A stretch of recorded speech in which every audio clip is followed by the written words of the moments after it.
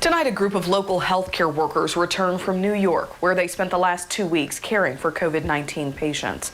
41 Action News reporter Andres Gutierrez shares their message after working in the nation's largest hotspot.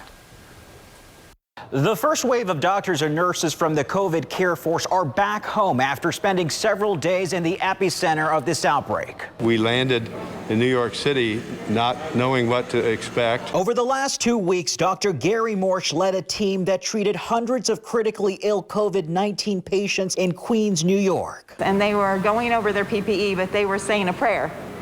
So it's like, as we put on our gown, protect us, Lord. As we wash our hands, flush our fears away. I mean, it was literally like, okay, they are going into battle, and here's their armor and their prayer. Each day, nurse practitioner Patty Ridings and her colleagues fought an invisible enemy. I've seen these nurses and doctors, and they're giving their life. They're there. They haven't had a day off in 30 days, and their health is at a risk.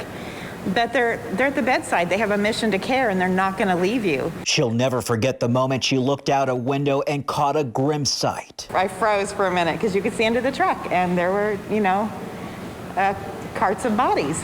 And these are bodies that loved ones didn't get to be at the bedside. Both say there was a tremendous amount of gratitude for the COVID Care Force, a coalition of volunteers from Heart to Heart International, Docs Who Care, and the International Medical Corps. Their message now that they're back home: we just have to really keep the caution up. I really do.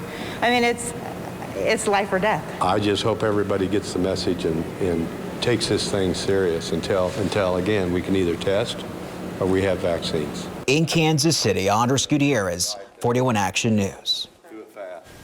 This team will self-isolate as a precaution. A second team from the COVID Care Force is currently in New York City helping out. Let's